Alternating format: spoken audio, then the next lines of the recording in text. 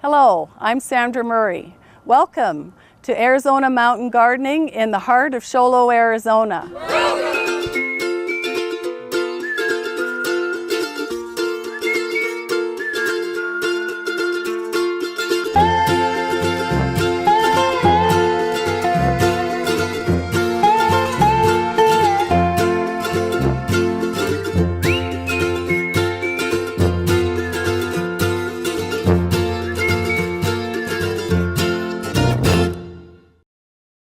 Today you'll learn the history of how the garden got started and also some fun facts and quick tips that gets this garden growing. 5 people through the networking services that got together after one of their meetings and said, we'd like to put how about putting together a community garden. Our master gardener teacher, Jan Mathis, got together with us and said, we need somebody to work with the garden.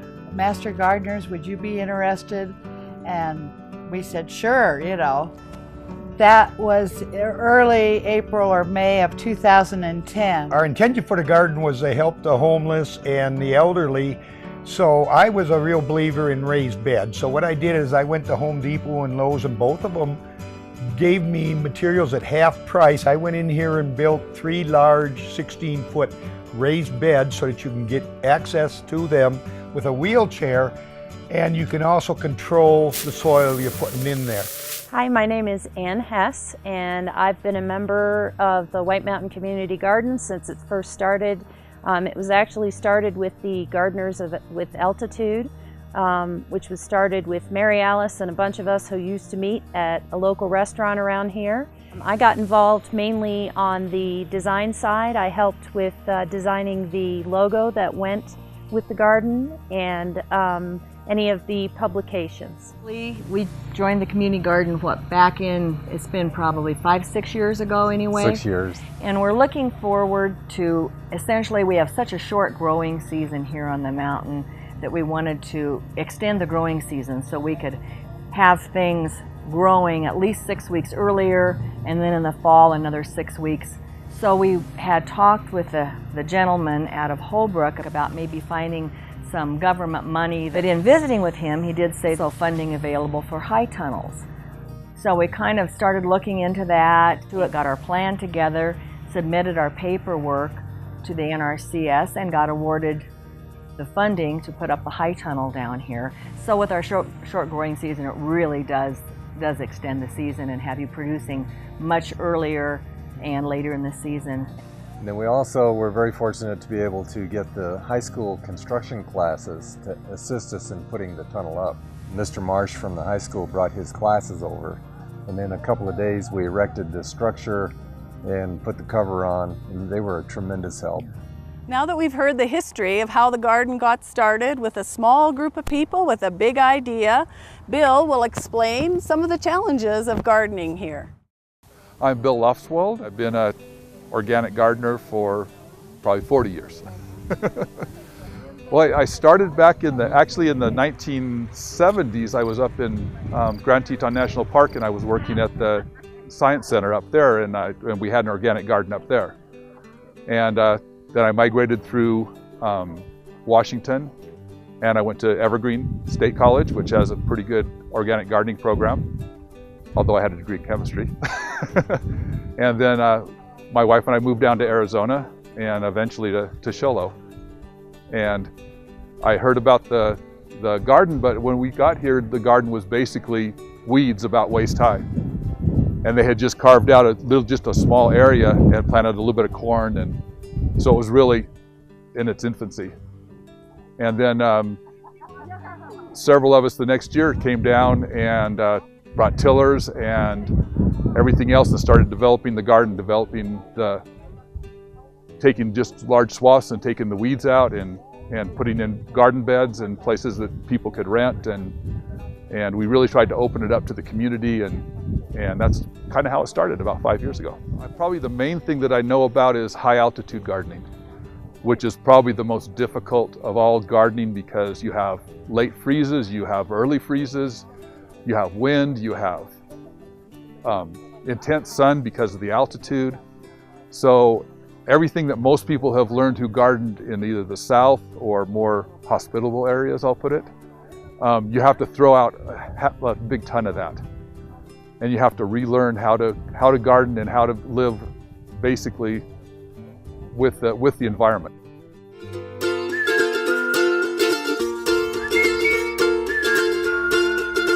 We're here in the herb garden, and I just wanted to draw our attention to this great plant here called lemon balm, or her official name is Melissa officinalis. Melissa has its origins in the Greek language and means honeybee or honey, which really speaks to the fact that when this plant is blooming, the bees love it. It's a great perennial, very hardy, even up here in the White Mountains. Comes back year after year. It is in the mint family, but tends not to be invasive like mint. It's a nice, easy plant to use. You can make a wonderful tea, either a hot tea, or you can cool it, make a delicious iced tea just by taking a sprig of it and putting it in some boiling water and letting it steep. It's also great if you chop it up and throw it in a fruit salad or even in a smoothie. Wonderful lemon scent, tends to be a nice, relaxing herb. I would encourage everybody to have some in their garden. Pollinators love it, and make friends with the herbs.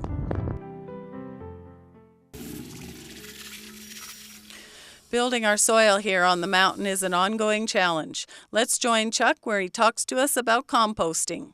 Morning folks, my name is Chuck Vigil with the White Mountain Community Garden, and I'm the compost guy / equipment manager. I take care of the equipment and grind up this stuff to make compost, which we're going to probably talk about today. Got these bins here, as a matter of fact we have 6 of them. Now here's what we do. We start out, we grind up our material that we have. It's scraps out of the garden, that weeds and stuff that's not going to grow. We grind it up. We're going to put it in this bin. Now, these bins are made out of pellets. The reason for that is to aerate the compost as it's getting. We're going to start with carbon. Carbon is brown stuff. We're going to have nitrogen and oxygen. Is that what deals there? We're going to put in some material to heat the compost up. We want to get it up to a temperature probably about 140 to maybe 160 degrees interior temperature to decompose the stuff. And here we got some compost that we started from last year. I don't know if you can dig in here. Let me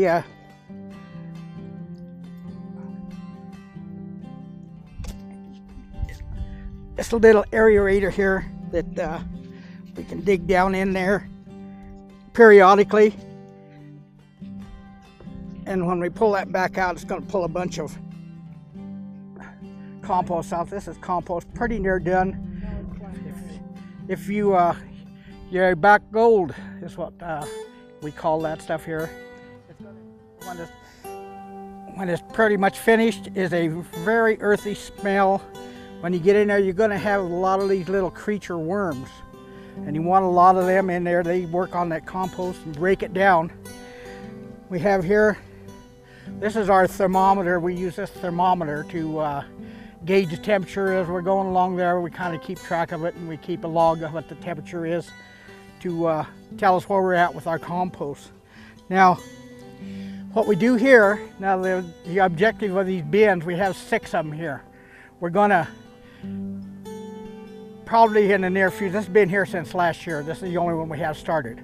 I'm going to take this bin here and I'm going to turn it over and put it into this bin, and that is to aerate it.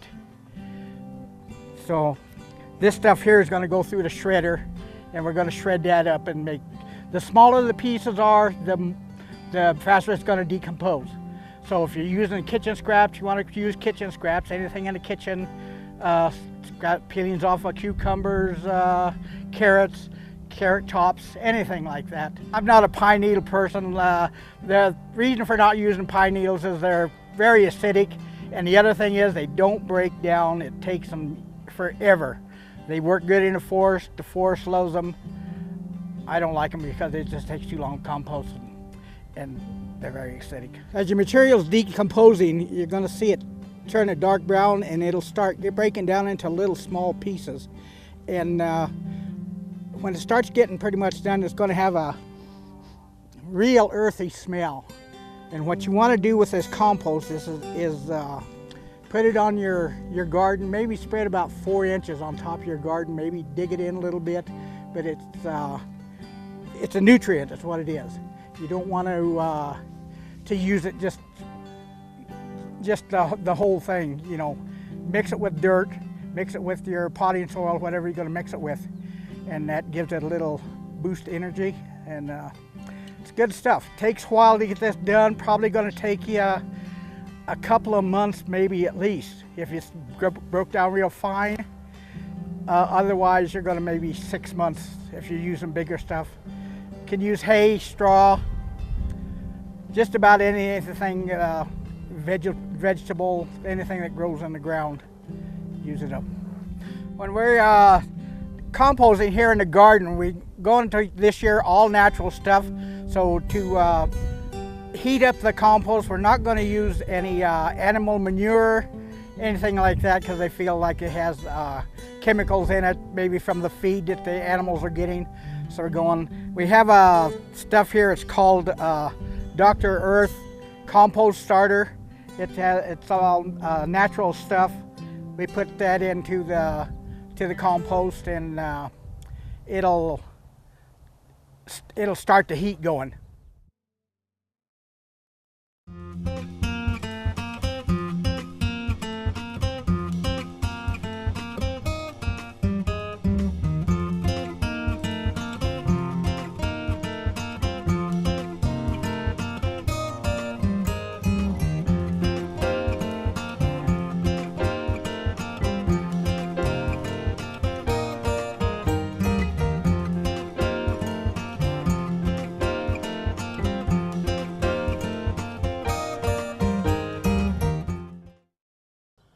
Now Dan and Ann will share with us some of the challenges of growing tomatoes early in the tunnel, including common pests and ways to combat them. Hi, I'm Ann Cameron. I've been with the garden for like 2.5 years now, I think. And this is my second season in the tunnel. And I got to tell you, Ann puts a lot of work into this. She planted pretty much every one of these, put all the Agribon on top of it. Now she put the Agribon on there to protect them from the wind, but really, unless the wind's more than 40 miles an hour, you need the wind to toughen up the plants to harden them off. In fact, if you'll look down here, you'll see some of these leaves have been bent over because of the Agribon and damaged, so we'll pick them off, supplying more energy to the rest of the leaves and the rest of the plant. So if you got a bad leaf, it's okay to pick it off.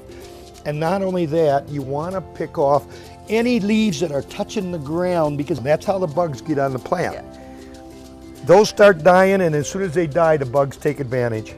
And we're going to have like a tree stock then.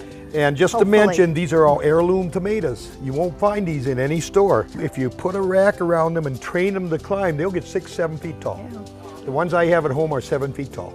Another reason, though, we did have the Agribon was some nights here, even with both ends closed, it still gets down to 22 in here. Right, and you can't have that on these plants. That'll kill them instantly. So these we planted the 15th of March, which is like 3 weeks ago. 3 weeks. And then we planted the radishes, which are going to come up any minute, so we're hoping next week we have radishes here. These plants are going to be really large. So in about 2 months, they won't get any sun, but we don't care because we've already picked them by then. So it's okay to put things in between them early. Later on, you can't do that because they're going to be overshadowed by the leaves of the tomato plant. These get huge. These are huge tomato plants. That we had to leave a little path here to get between the rows. Right, you got to because you can't get between these two tomato plants. No. By July. And And what are you going to do, Ann, to tie these things up when they get too large? Well, okay, that's this year I was wondering if I couldn't put the big metal fence poles in and then run some of that big fencing that we had. That would be an excellent idea. And that's what I wanted to try this year. Okay, Dan, let me ask you about the diseases, some of the diseases we had last year. We had this thing we thought was called thrip. Right. But I also think we might have had spider mites too, because we had little cobwebs, very fine cobwebs in some of the plants that didn't look well. Well, right. If your garden is new, you can use neem oil, because neem oil is a natural derivative from the bark of trees, and it'll kill most insects. But the problem with neem oil is it's only good for like 1 year. After that, they're all immune to it. I recommend pyrethrin and pesticide. Pyrethrin has been approved in dairy, so it's a very safe, organic, biodegradable pesticide. It's called 7. You can get it in any hardware store. You spray a dilute solution of 7 on there, it'll take care of the thrip, it'll take care of the squash bugs. One disadvantage, it will kill ladybugs. Now, if you've got ladybugs or beneficials, you don't want to use the pyrethrin. Diatomaceous earth only works on soft-shelled insects. It's not going to work on ants. It's not going to work on squash bugs. However, it will work on the baby squash bugs because their shells haven't hardened up yet. What it does is it scratches the shells and allows them to get infected, and they die from that. Oh, it doesn't dehydrate It's an abrasive. them. It's an abrasive to soft-shelled insects. Now, what's that round leaves? Remember the leaves were rounded, cupped like last year? Is that a... That's a thrip thing. That's a thrip. If the leaves thrip. start curling up, that's Yeah. thrip. They're usually on fruit trees, apple trees, and I've never seen them on tomatoes.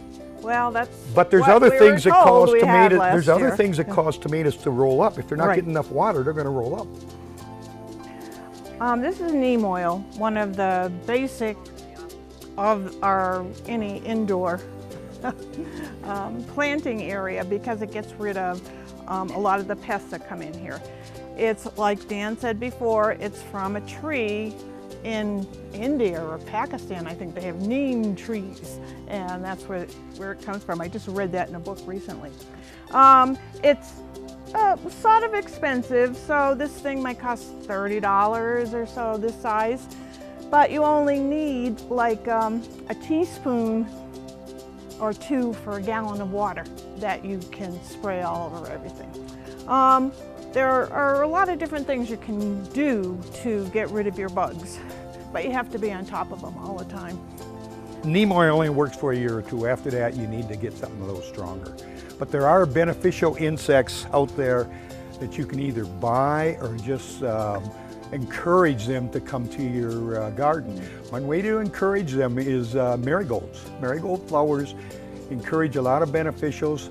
A lot of farmers will surround their cornfields with a strip of weeds because it pulls all the beneficials in, and they don't have to spray quite so often. Lacewings are good beneficials.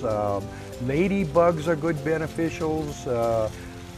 Praying mantis. A praying mantis will eat 1,000 bugs a day. Last year I had praying mantises on every tree in my yard. Herbs and flowers will attract most beneficials. Just grow a lot of herbs and flowers. Okay. Basically what they call button flowers.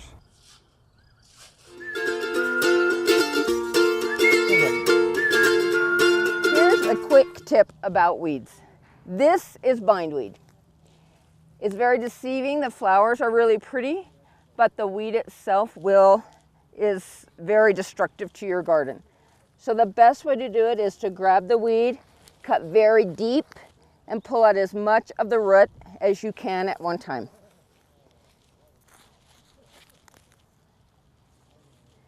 And to keep it under control. Thank you for joining us to learn more about Arizona mountain gardening. Over the years, we've learned many things. How to establish a thriving community garden, how to amend our soil, and how to extend our growing season through the use of a high tunnel. Please join us next time as we continue growing and developing the White Mountain Community Garden.